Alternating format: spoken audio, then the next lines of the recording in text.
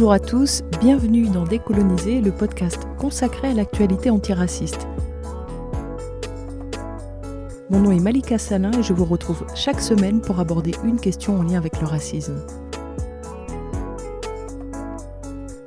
Décoloniser est un espace où parler de lutte, de résistance et où essayer de comprendre comment fonctionne le racisme pour mieux le combattre.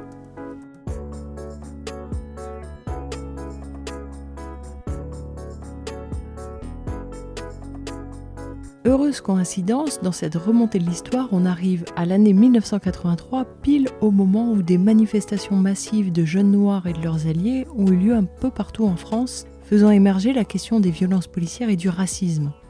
Beaucoup de gens ont fait le parallèle avec la marche pour l'égalité et contre le racisme de 1983, donc ça tombe vraiment bien. Pour rappel, le Parti socialiste est au pouvoir. Il s'est fait élire en promettant une France progressiste, plus en phase avec son époque et moins répressive.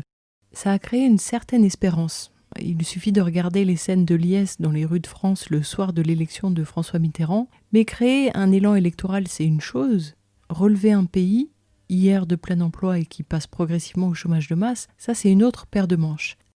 La période, elle reste quand même favorable à la population active, il y a des nationalisations, on crée beaucoup d'emplois publics et le gouvernement mise aussi sur une relance par la consommation. Donc tout est fait pour inciter les foyers à acheter. C'est vraiment l'époque du superflu. Mais on ne peut pas non plus dire que la situation est idyllique en France. Il y a par exemple le gel des salaires et beaucoup de suppression d'emplois. Cette période, 1982-1983, c'est aussi le début des ordinateurs domestiques. C'est le lancement du Minitel, qui est l'ancêtre d'Internet. La peine de mort vient d'être abolie. Et puis c'est aussi l'année où Jack Lang remplace la fête de la Saint-Jean par une grosse fête de la musique. L'âge de la retraite est avancé à 60 ans, donc voilà tout un tas de choses qui sont plutôt favorables à la population. Mais dans tout ça, il y a très peu de choses qui concernent les indigènes, qui sont tenus à la marge de la société économiquement et politiquement. C'est une population qui est jeune, donc qui est pleine d'énergie, et qui vit dans une société où la publicité, elle prend de plus en plus de place, et donc où consommer devient plus important qu'être. Ce qui évidemment peut générer de la frustration. Il y a bien les politiques locales nouvelles qui correspondent à ce que sera plus tard la politique de la ville, mais ça ne change absolument pas la situation sociale, ni le racisme qui se manifeste exactement comme aujourd'hui, par des discriminations structurelles dans tous les domaines de la vie. Et ce qui se passe avec la police et la justice joue le rôle de détonateur pour des raisons que aujourd'hui tout le monde comprend. Donc à problème constant, la répression policière et judiciaire, réaction constante.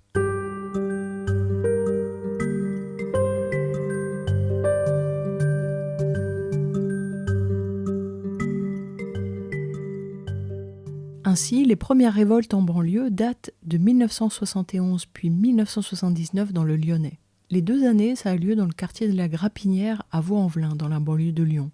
La Grapinière, c'est un quartier qui a poussé en 1963 pour accueillir les rapatriés d'Algérie. Et quand le centre-ville de Lyon a été gentrifié, les habitants de ces quartiers ont été relogés, notamment à la Grapinière.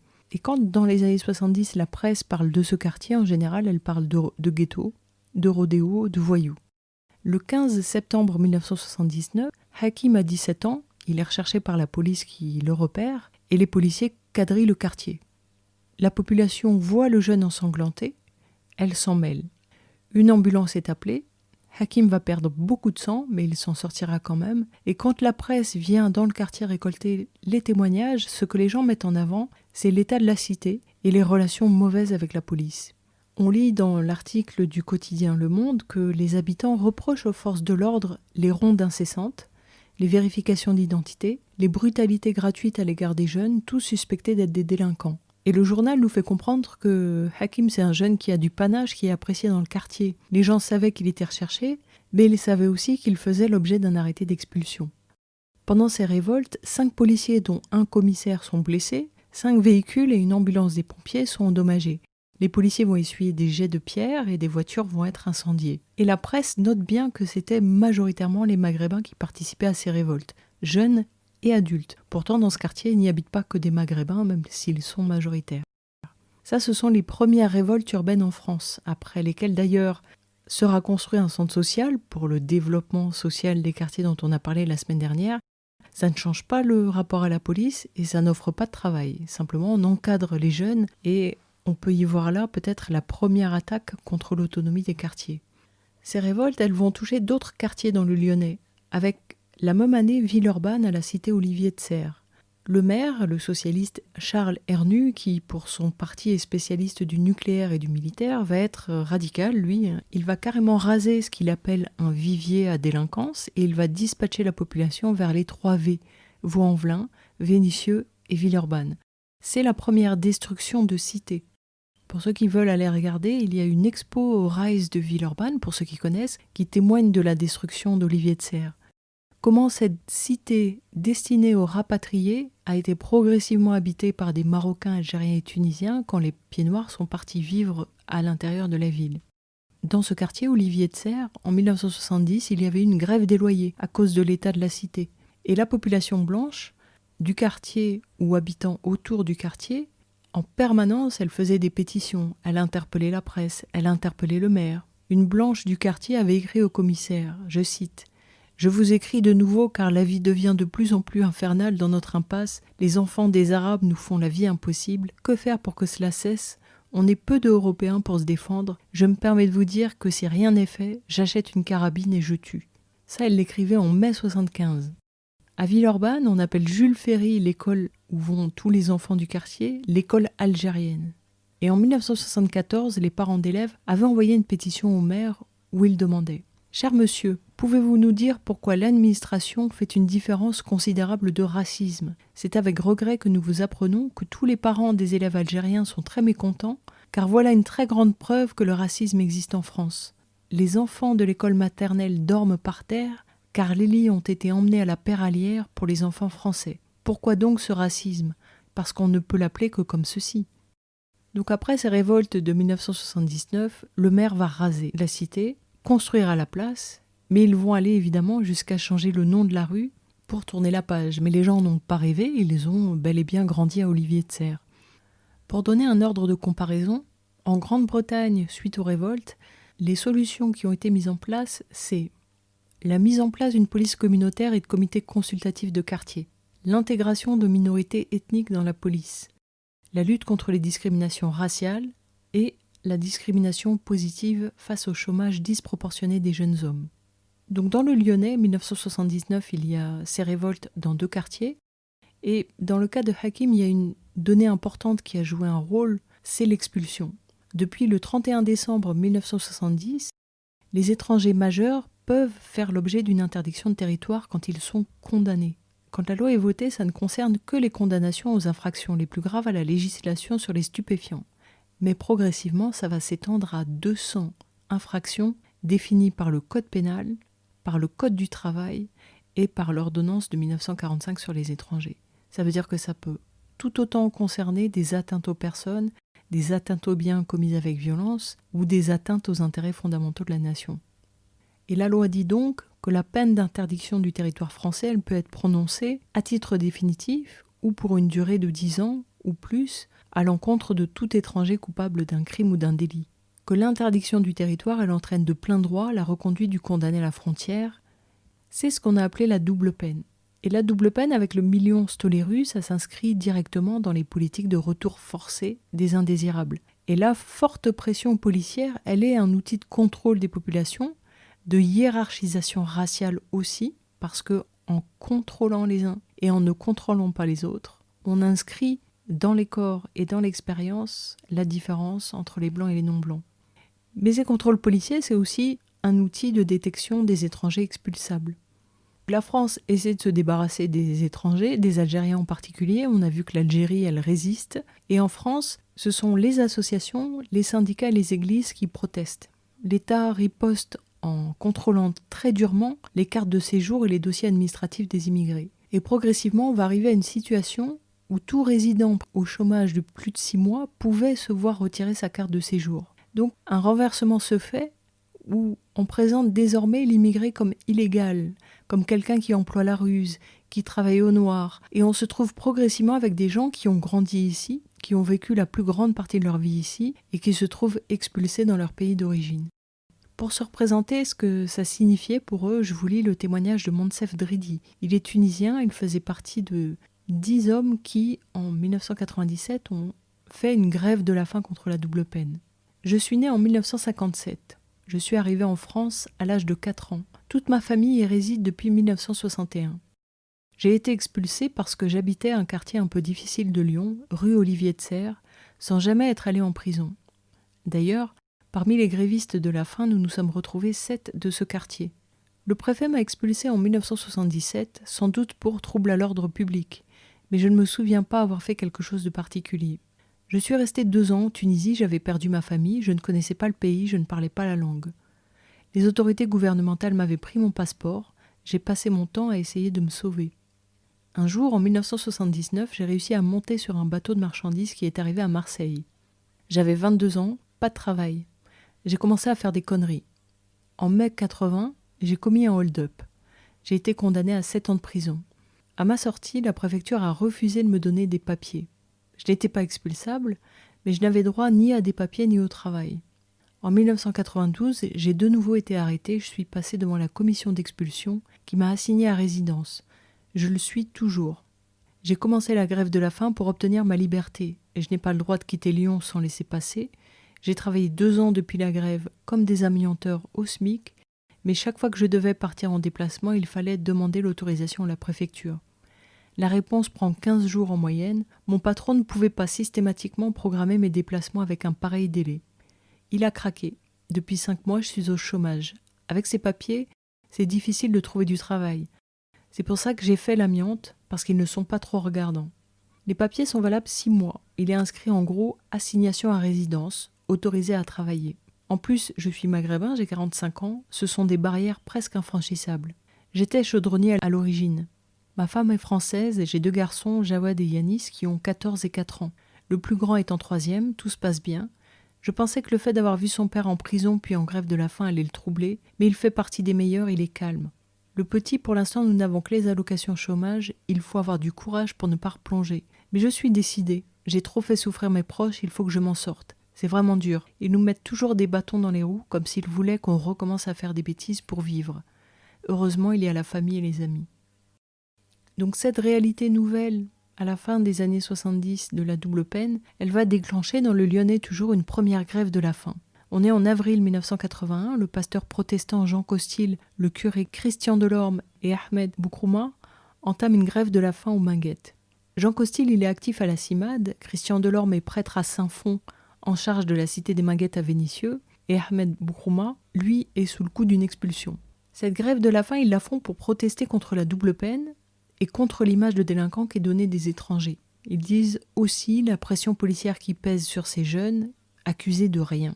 L'opinion publique ne leur est pas favorable à ces grévistes de la faim, mais des organisations et des chrétiens les soutiennent. Et eux considèrent que cette période électorale présidentielle, c'est le moment idéal pour affirmer la nécessaire solidarité entre Français et étrangers et pour mettre en lumière les problèmes des immigrés de la 2e génération, à savoir tous ces jeunes qui sont nés de parents étrangers et qui vivent en France et sont le plus souvent rejetés par les 2 communautés. Et c'est parce qu'ils sont des exclus, ajoute-t-il, qu'il leur arrive de commettre des délits mineurs qui les placent sous la menace d'expulsion, et il les explique aussi que quand il y a délit, c'est une réaction à une situation sociale qui est intenable. Et leur action, elle va permettre de faire connaître cette réalité inhumaine qui ne touche pas que les concernés, mais toute leur famille sur le long terme. Il y a l'incarcération qui est déjà hardcore parce que c'est pas prévu, les gens n'ont pas traversé la Méditerranée pour ce résultat. Donc avant que la double peine ne devienne un sujet politique, il y avait une espèce de chape de honte autour de la question de la prison.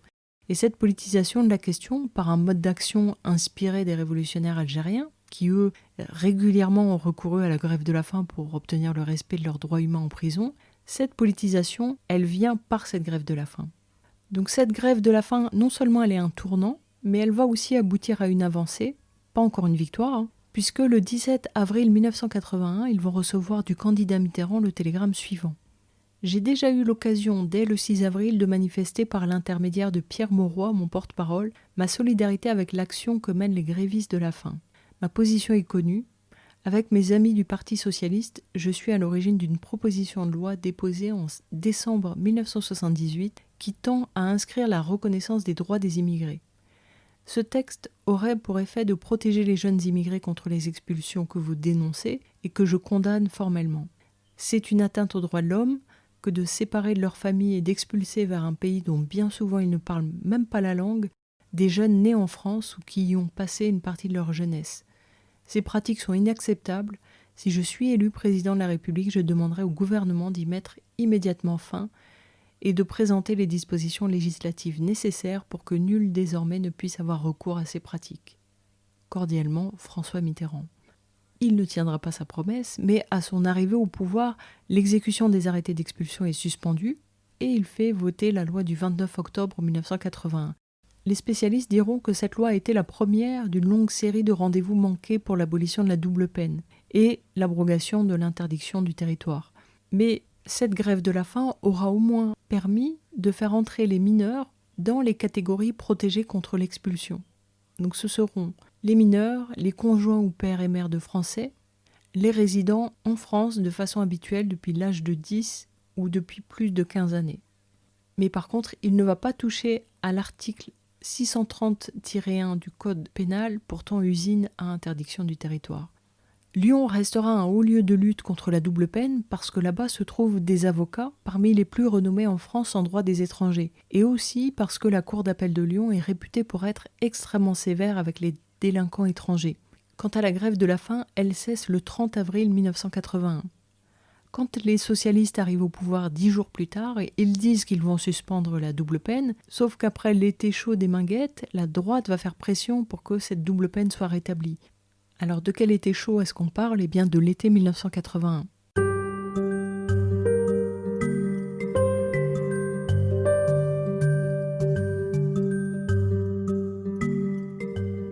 Il y a des révoltes à la Cité des Minguettes à Vénissieux. Ce sont les premières sous gouvernement socialiste. Alors, il y a l'événement lui-même, mais il y a aussi la manière dont il va être cadré par l'État, cadré par la presse. Les Minguettes, c'est un quartier qui est sorti de terre entre 1965 et 1973. C'est un mélange de grands ensembles HLM et copropriétés et de pavillons. En 1976, la crise économique est tellement forte que le conseil municipal exprime sa préoccupation de la situation. En 1978, l'un des plus gros employeurs de la ville, Renault VI, supprime 5000 emplois. Les classes moyennes et intermédiaires partent vivre ailleurs. Et la jeunesse qui reste, la jeunesse majoritairement maghrébine, elle se sent stigmatisée, elle est discriminée aussi d'être algérienne. Il y a aussi la double peine qui la préoccupe et qui fait monter la tension. Et puis, il y a l'image du quartier qui est extrêmement mauvaise et dont il souffre. Car la France méprise et diabolise les jeunes arabes. Et c'est ce qui donne de nombreux crimes racistes de la part de beaufs. Quand la Blanche d'Olivier de Serres parle de s'acheter une carabine, elle ne parle pas dans le vent. Les assassinats de jeunes arabes sont communs à cette période. Et dans ce qui sera appelé « été chaud » par la presse, il y a d'abord des affrontements entre police et groupes de jeunes qui commencent le 8 juillet et qui durent jusqu'à la fin du mois. Donc ce qui est nouveau là, c'est la durée des révoltes et c'est aussi la couverture médiatique. On va voir les images de ces révoltes aux 20h. Et ça va en faire un problème politique sur lequel tous les acteurs vont se positionner. Évidemment, ces révoltes, elles ont été déclenchées par le contrôle de police de trop. Et le ministre de l'Intérieur, Gaston Defferre, parlera de malaise des banlieues. Il dira « il faut une réponse policière ferme » à un problème déclenché par la police. Donc à la fin de l'été, la police va devoir même se résoudre à mettre en place des barrages systématiques aux abords des tours pour que cessent les révoltes. À la fin de l'été, le bilan est de 200 voitures brûlées. Et on raconte que certains journalistes, frustrés d'arriver sur place un soir calme, ont attisé pour obtenir des images. C'est pour ça que la révolte de quartier, elle doit toujours aussi être analysée dans sa dimension médiatique. Les Minguettes, c'était la première révolte filmée. La dernière, c'était Villeneuve-la-Garenne, 2020, où on est arrivé à un phénomène de compétition entre quartiers sur qui aura les images les plus chaudes. Donc les médias jouent un rôle dedans, qu'il ne faut pas minimiser. Quand en octobre 1981, la Commission nationale de développement social des quartiers sera mise en place, les Minguettes feront partie des 16 sites choisis, avec aussi le Val-Forêt, les 4000 ou le 13e à Marseille. Mais en tout cas, en condamnant ces violences plutôt qu'en en interrogeant les sources, les socialistes vont contribuer habilement à renforcer la polarité entre, d'un côté, les honnêtes gens, de l'autre côté les délinquants, qui est une fiction. Le blanc qui travaille, il a les moyens d'être honnête, c'est un privilège finalement l'honnêteté. Et cette fiction, elle légitime le deux poids deux mesures, puisque le discours politique, le discours médiatique, il faut le voir comme des lunettes qui vont influencer notre manière de regarder la réalité. L'année suivante, 1982, l'État ne veut absolument pas d'un nouvel été chaud. Donc il va démarrer les opérations prévention été. Et avant de le mettre en place, Gaston Defferre et Robert Badinter vont s'opposer. Le premier veut des centres fermés pour les délinquants. Le second veut des politiques d'apprentissage des bons comportements. Et ces opérations prévention été, en 1982, dans le Lyonnais, c'est la police et l'armée qui seront mobilisés pour encadrer des activités sportives. Avec ces opérations prévention été, ils ciblaient les 13-18 ans et après 1982, ils ont étendu ça à d'autres activités, c'est-à-dire que ça pouvait être des séances cinéma, la peinture d'une fresque, la réfection de la cage d'escalier, passer le code ou le brevet secouriste, et des camps de quelques jours aussi. Ce qui est bien, mais qui ne règle absolument pas le problème de racisme structurel, ni celui de la répression raciste, policière et judiciaire. Tous les séjours de vacances au monde ne suffiront jamais à éteindre la colère face à l'injustice raciste. Le 28 septembre 1982, un jeune de Bron, Ahmed Boutelja, est assassiné par Jean-Claude Lopez, un plâtrier peintre de 35 ans. Un mois plus tard exactement, Wahid Hashishi est abattu par le propriétaire d'une BMW qui prétend que Wahid essayait avec 2 complices de voler le véhicule, sauf qu'un rapport dira qu'il n'y avait pas de traces d'effraction sur la voiture. Il est mis en détention. Les amis de Wahid sont aussi mis en détention, sauf que Jean-Claude Lopez est libéré le 15 mars 1983. Et immédiatement, la situation se tend. Un appel à manifester est lancé, mais la préfecture interdit le rassemblement. La marche a quand même lieu. Elle réunit 500 personnes qui répondent à l'appel de la coordination des jeunes immigrés de Lyon et de ses banlieues. Les manifestants parcourent les artères du centre-ville. Ils s'arrêtent quelques instants devant le palais de justice. Un commerçant les provoque, il y a quelques jets de pierre vers l'important cordon de CRS qui a été placé devant le tribunal. Et le rassemblement se disperse après que, place Bellecour, un petit groupe a voulu en découdre, mais les policiers ont empêché que ça se passe. Quel était leur message à ces manifestants ? On nous assassine, on nous provoque, que fait la justice ? Ahmed est mort, son assassin est libre. Et aussi, si c'est raciste, c'est dans le progrès, qui était un détournement du slogan du Canard local, le progrès. Si c'est vrai, c'est dans le progrès. Donc ces manifestants, ils considèrent que ce sont les syndicats policiers qui ont l'initiative et qui risquent d'imposer un quadrillage qui engendre une spirale de la violence. Les jeunes veulent montrer que la volonté de violence, elle n'est pas de leur côté. Et pour eux, quand ça explose comme c'est arrivé la semaine précédente, ça justifie davantage de stigmatisation et davantage de violence sur eux. Ils disent aussi qu'il y a eu des discussions sur l'avenir du quartier depuis l'arrivée des socialistes et qu'ils ont le sentiment que ça ne mène à rien et que tant que les logements vides du quartier ne seront pas attribués à ceux qui en ont besoin, tant que la police et la justice ne traiteront pas tout le monde de manière identique, tant qu'il n'y aura pas un grand chantier pour les jeunes chômeurs français et immigrés qui permettent de réhabiliter le quartier, pour eux ça n'ira pas. Une semaine plus tard, le 21 mars, au matin, les policiers viennent pour une perquisition dans la tour 10. Ça s'échauffe entre jeunes et policiers. Le père Delorme leur suggère de faire une grève de la faim et ils vont entamer à partir du 28 mars une grève de la faim qui va durer 12 jours. Ils sont une dizaine et ils demandent des logements décents, du travail, mais aussi et surtout l'égalité de traitement devant la justice. Ils disent aussi que par ce choix de grève de la faim, ils veulent rompre avec la violence qui ajoute à la stigmatisation du quartier. Par leur grève de la faim, ils obtiennent un engagement de l'État pour que le quartier soit rénové et pour que les jeunes des Minguettes soient embauchés en priorité sur ce chantier. Ce qui est absolument terrible. Ça veut dire qu'ils ont fait, littéralement, une grève de la faim pour travailler. En tout cas, après ces avancées, ils se constituent en association SOS Avenir Minguettes. Et dans cette association, on trouve des frères algériens pour la plupart. Et on remarque quand même que par les buts de leur association, ils s'inscrivent quand même dans la politique de développement social. Donc c'est un phénomène qu'on va retrouver amplifié à l'extrême bien plus tard. Mais ils continuent leur activisme. Ils vont notamment témoigner auprès de l'ONU de la situation des cités le 21 avril 1983 à Genève.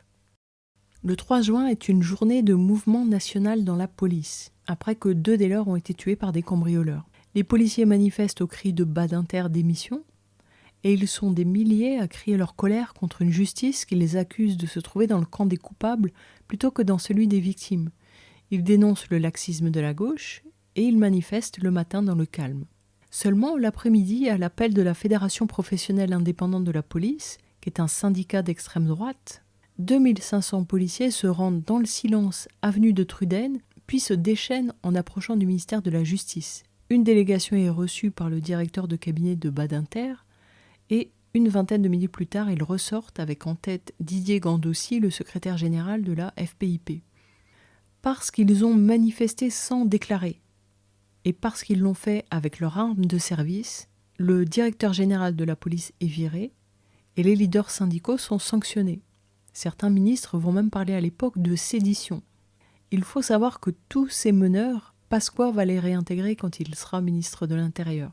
En tout cas, on voit que l'esprit des policiers est chaud. Le lendemain, au centre commercial des Minguettes, les CRS procèdent à des interpellations, ça part en affrontement.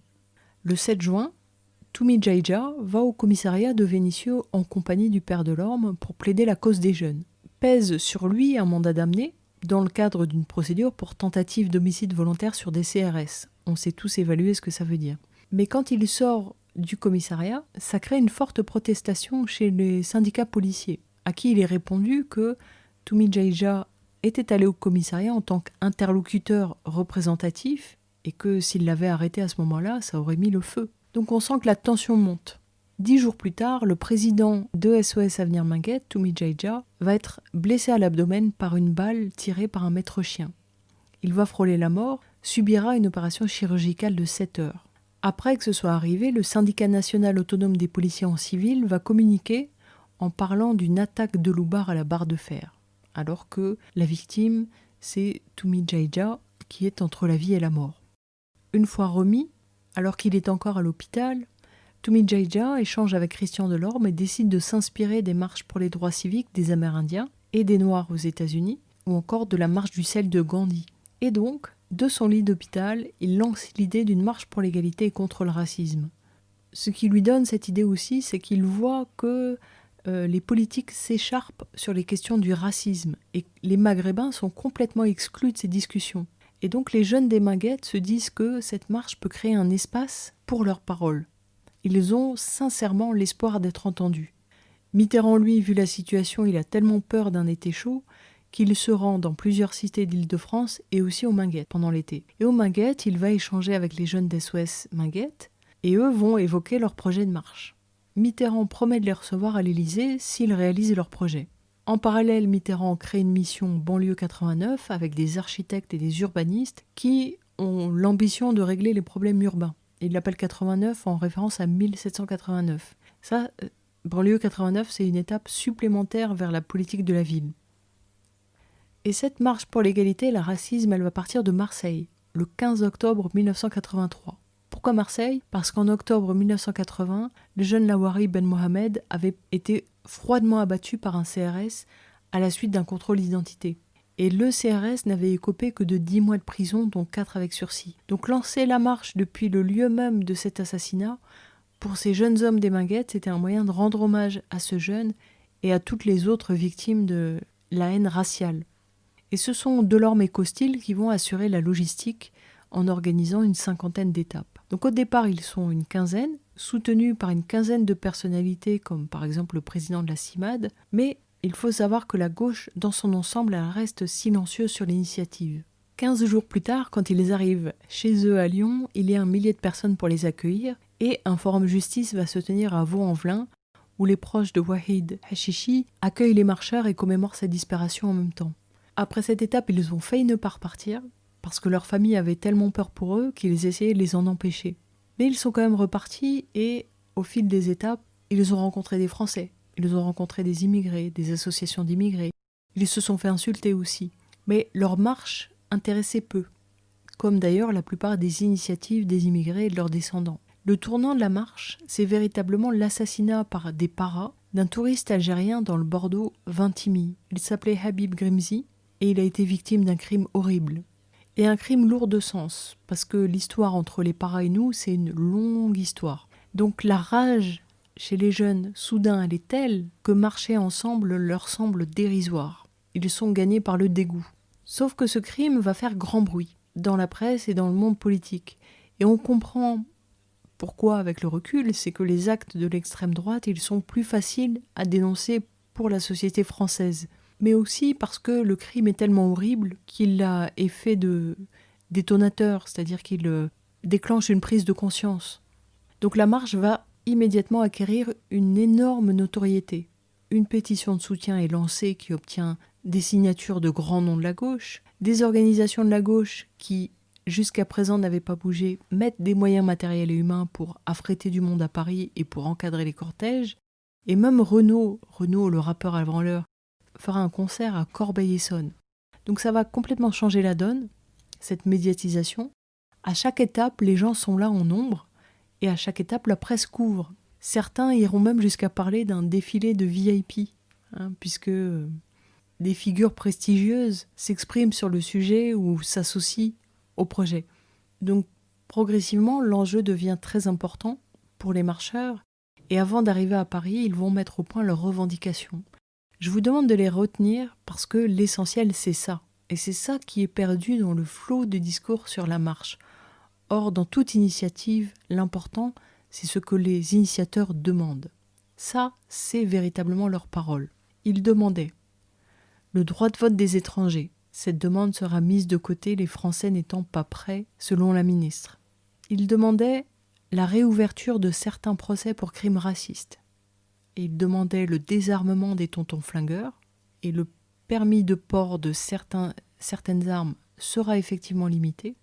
Ils demandaient aussi le règlement de la situation du logement, avec l'accélération de la résolution du problème des cités de transit.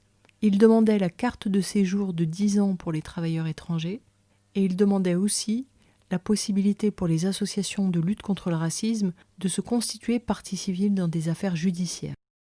Quand ils arrivent à Paris le 3 décembre, ils sont 100 000. En tête du cortège, il y a les mères des jeunes assassinés par la police ou par les beaufs. Et le slogan qui s'adresse aux beaufs et à la police, « Rengainés, on arrive ». La première utilisation du terme beurre, elle viendra de la presse, Libération et Le Monde, qui ne l'ont pas inventé, c'est un terme qui les emprunte à Nasser Kétan, le fondateur de Beurre FM, mais que Nasser Kétan appelle sa radio Beurre FM, c'est une chose, il en a tout à fait le droit.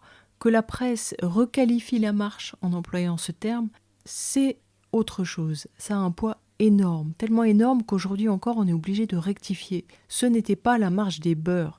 Dire ça, c'est une objectification, c'est dépolitisé. C'est-à-dire que la revendication, elle passe au deuxième plan, et puis il reste un terme comme ça, un peu cool, marketing, d'identification creuse. Ce sont des jeunes maghrébins qui ont fait tout ça pour qu'on les traite d'égal à égal, et voilà un terme qui les réenferme dans une identité spécifique. Mais c'est fait avec talent, parce qu'à l'époque, le beurre, il est beau, il est cool, il est rebelle, et c'est en ça que c'est important de parler de pouvoir. Parce que nous, indigènes, on peut mettre 100 000 personnes dans la rue, le pouvoir blanc, il a la capacité d'en changer complètement le sens dans l'histoire. Alors, reconnaissance ultime, des membres du gouvernement les accueillent à l'arrivée, et les médias vont couvrir positivement la marche. C'est pour ça que c'est difficile à l'époque de voir ce qu'il y a de malicieux dans l'utilisation du terme beurre. Mais symboliquement, ce qui va se jouer là, c'est une reconnaissance. Je disais la semaine dernière que le système raciste crée deux identités polarisées. D'un côté, le blanc honnête travailleur qui respecte les règles, et de l'autre, l'immigré, l'arabe tricheur, voleur, malhonnête et inadapté à la société. À propos de l'indigène, à l'époque, rien ne trouve grâce aux yeux de la France. Rien. Mais ce qui se passe et qu'il est important de connaître, c'est qu'il y a une triangulation qui se joue avec les États-Unis.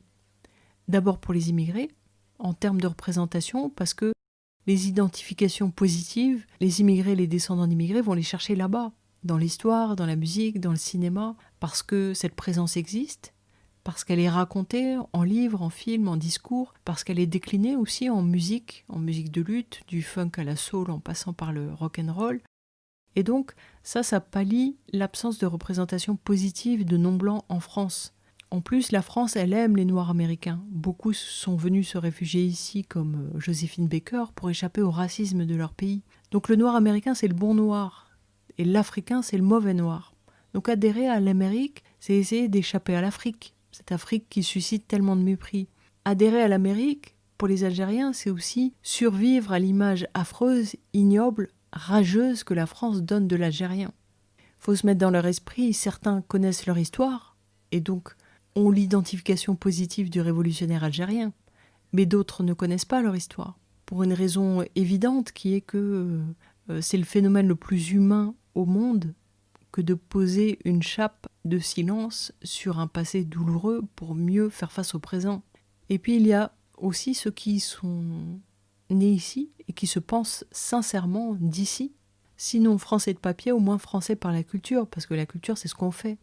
Et en retour, la France, elle l'est littéralement. Donc il faut avoir ça en tête pour comprendre ce qui, par ce mouvement, symboliquement va se renverser. D'unanimement haïs, ces jeunes maghrébins avec tout mis en tête sont unanimement acclamés. Donc c'est choquant, c'est inespéré, c'est grisant aussi. Mais ça représente une force symboliquement énorme. C'est une reconnaissance symbolique que de laisser les illégitimes entrer dans l'Élysée, rencontrer le représentant de l'État. D'autant que Toumi Djaïdja, c'est chacun de nous. Il n'est ni angélique ni voyou. Et l'injustice qui frappe tous les Maghrébins, tous les immigrés, lui, il l'a vécu. Il l'a vécu, tout est parti de là. Donc c'est un espoir qui est très fort. C'est aussi une adhésion à la proposition de Toumi Djaïdja, qui est de laisser de côté l'émeute et à la place de revendiquer. Ces marcheurs, ils incarnent une figure positive qui manquait cruellement aux Maghrébins. Et ce qui ne gâte pas les choses, c'est que le pays entier approuve par la bienveillance qu'ils manifestent au mouvement. D'ailleurs, 20 000 personnes avaient écrit au président de la République pour affirmer leur soutien avec les marcheurs. À chacune de leurs 50 étapes, ils ont eu des gens qui sont venus parler avec eux. Dans les villes où ils ne sont pas passés, des manifestations de solidarité ont été organisées. Donc ces rencontres, elles forgent quelque chose. C'est peut-être ce qui fait qu'il en restera une tradition du Tour de France. Plus tard, quelqu'un comme Mohamed Mechmech fera le Tour de France avec son cahier des doléances. Donc c'est quelque chose qu'on a revu plus tard. Mais voilà ce qui a fait que la carte de 10 ans a été acceptée. Elle est là, la victoire de la marche pour l'égalité. C'est du concret pour des millions de résidents étrangers qui, avant ça, vivaient une précarité administrative importante. Ils devaient pointer régulièrement au commissariat avec tous les risques que ça implique pour un Algérien. Donc cette carte, elle veut dire la tranquillité pour quelques années, la possibilité de se projeter, de travailler. L'autre engagement de Mitterrand, ça a été de prendre des mesures en faveur de davantage de justice dans les affaires de crimes racistes. Donc la possibilité de se constituer partie civile. Et donc que le caractère raciste soit reconnu comme une circonstance aggravante. Sauf que le policier, auteur du meurtre de Wahid Hachichi en septembre 82, il sera laissé en liberté dans l'attente de son procès. Et en 1985, il ne sera condamné qu'à 7 ans de prison. Et donc, même si l'étape de 1983 est une étape importante qui a permis de poser des revendications, qui a permis d'imposer son existence sur le territoire français, qui a permis de créer symboliquement une identification positive et qui a permis aussi d'obtenir des avancées comme le racisme, circonstances aggravantes et la carte de résidence de 10 ans, c'est évidemment très peu à côté des attentes fortes, ambitieuses, que traduisent les revendications des marcheurs de 1983.